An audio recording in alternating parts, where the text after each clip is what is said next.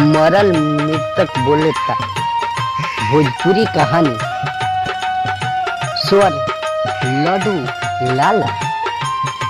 कुमार रमेश की प्रस्तुति angle music. पंडित जी रहा दिन भर मांगे से सदस्य राधा बेरा मांगे से सदस्य दू जन उनका लड़का रहे लोग पंडित जी के तो अपना लड़का लोग साइंस वगैरह बैठावा सकवास के बेटा हे दिन हे तारीख इतना समय मर गए ये बात के समझावा।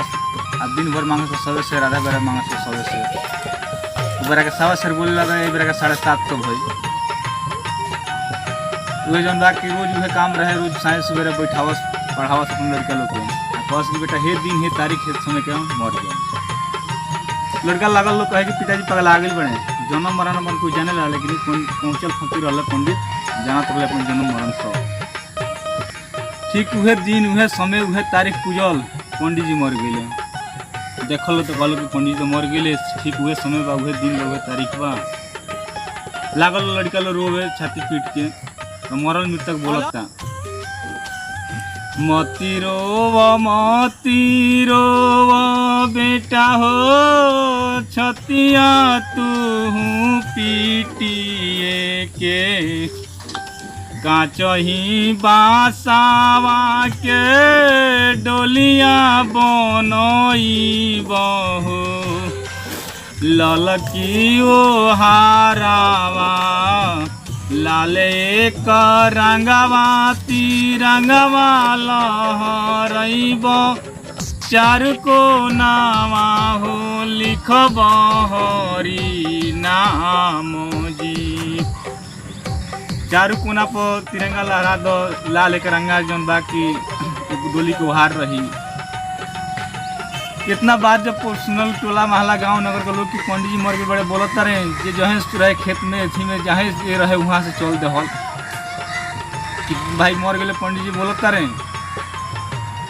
सारा बयान उन बन गई ऊपर पंडित जी के अथी गई तो मरण मृतक फिर कहता आजुए के दिनवा बेटा बनना कंवरिया हो ले चलो डोलिया हमारो आगे आगे डोलिया रे चली है पीछावा से बोरियतिया हो जपते चली है हरि नाम जी। राम नाम सतवा के जाप रही है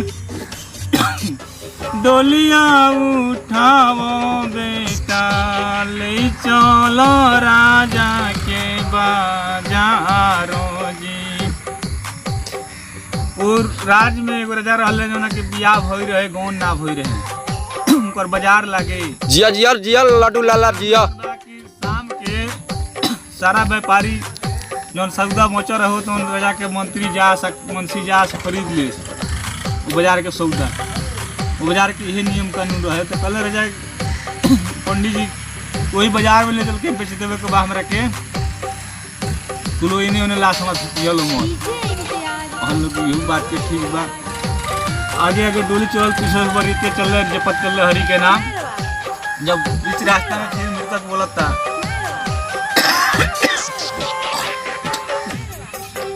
एने ओने डोलिया मोती बिलमैया बेटा ले चलो राजा के बाजारो जी। बीच चौराहा उतरी हो डोलिया हमारो जी। बीच चौराहा बाजार के जो रहे वही जा डोली में उतारे के बहने नीचे उतारे के वही जले जाके डोली उतार लो बीच बाजार में।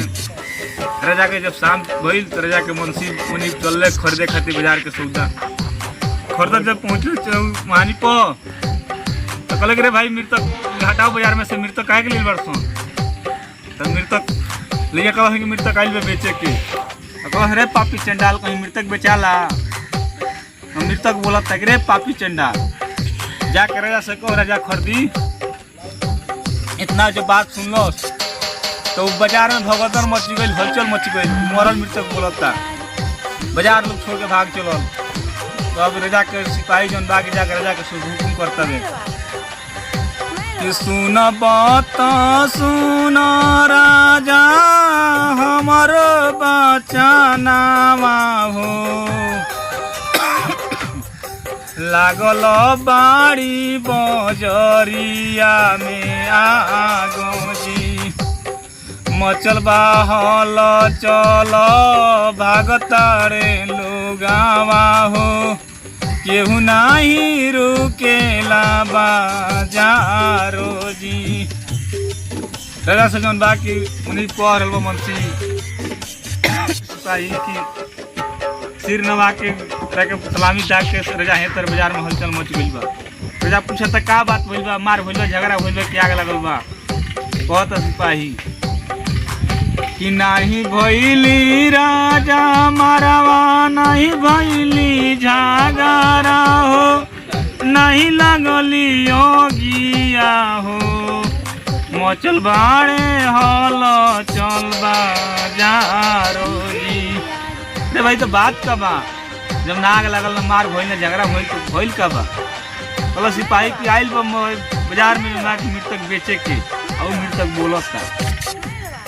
राजा कहले कि बात तो हो ना सकेला, कहल कि अगर ना हो तो हमार जौन सजा देवे को दे रहा था तार बाल बच्चा बख्शी छोक दे। कहल सिपाही की ठीक बा, चली रुआ हमरा के राज में रुआ के बाजार में चली।